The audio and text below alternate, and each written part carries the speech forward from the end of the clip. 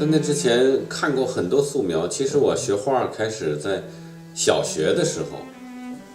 我们小学有一位美术老师叫江宗芳老师，他那时候就给我，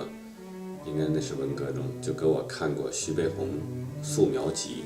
里边就有人体素描的那些作品，那是最早看到，画素描、画人体的作品。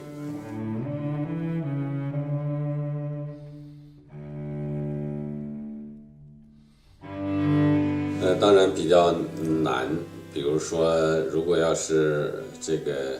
有一些专业的训练他可能像这些模特配合画家，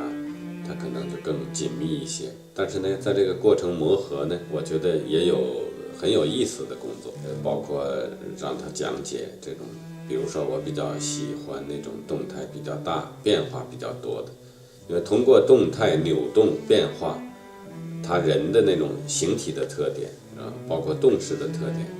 也包括人体的美，它会比较明显的凸显出来。所以慢慢花一点时间，这个模特他也理解了你的想法了。有的时候我是希望他在不断的动的过程中，我选择一个点，我是可以来快速的把它概括下来。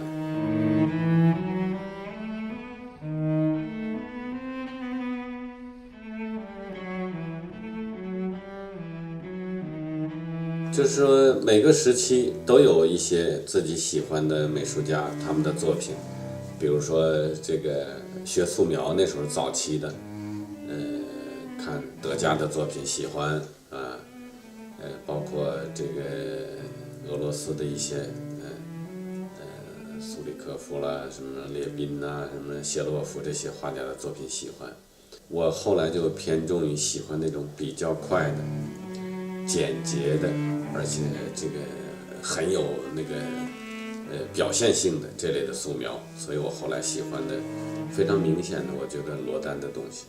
它影响我时间比较长，因为罗丹是一个很特别的美术家，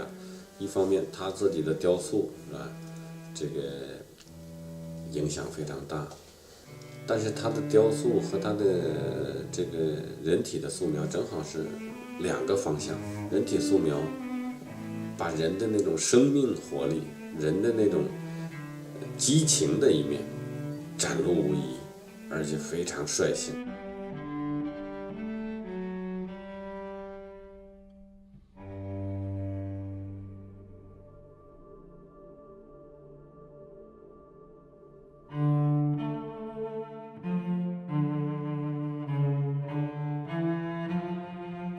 范艾克兄弟也好威登、梅姆林这些都是我们在欧洲所有的重要的博物馆，我们要早了解北方的艺术的时候，就是不能逾越的，都要看到他们的作品。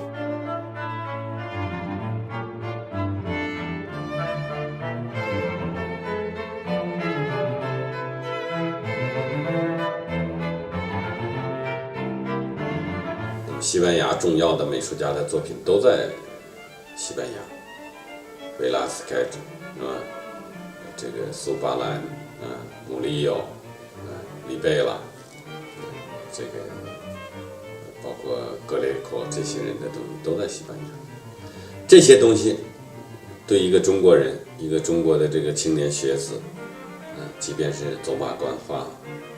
他也有了很深刻的影响。所以我的绘画里头追求的这种深厚的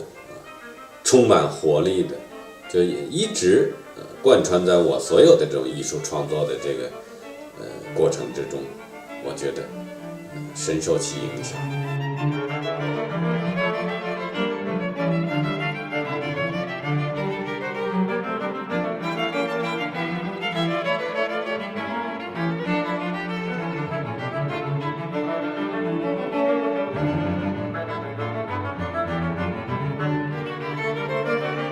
细节不是进行概括的障碍，细节它是提神的一个要素。线的概括简洁，但是不能空洞，空洞无物，那就等于没有意义，是吧？什么时候能够表达出这种人的这种非常活力的，他需要画家在自己的头脑中看到这个人体，实际上他胸中应该有一个完整的人，有一个是一个活生生的，不是石膏模特的，不是石膏教具这样的对象。所以你表达每一个细节，表达每一个转折，表达这种硬的、软的、方的、圆的，是吧？形式的美感的时候，我觉得都离不开面对着一个具体的活的对象。我认为创作习作之分，仅仅在一点上，有没有作者的强烈的意图和思考。没有思考说原封不动画个东西，那谈不上创作。表现人体的，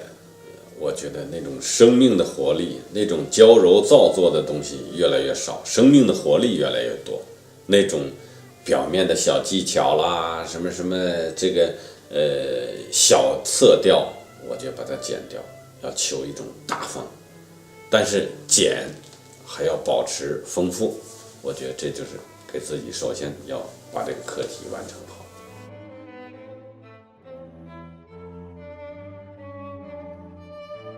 所有的都差不多了，哎，另外一个细节，哎呦，又把脚再重新画，擦掉了，再画，再什么，僵了，就是那种一气呵成到那地方就僵了。实际上那个什么呢？它不是说对一个对象呢跟那对象一样，它需要和你这个画面的整体是一致的。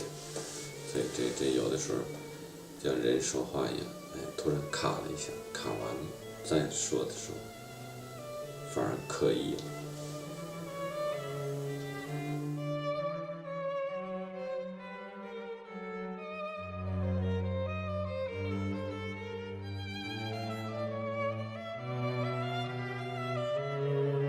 所以我想，好的艺术应该是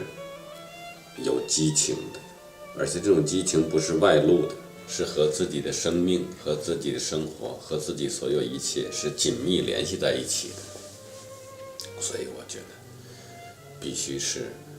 像攻克难关那样，一个题目一个题目去完成，一个课题一个课题去攻关。所以，我认为前面应该说困难重重，而且必须就是说要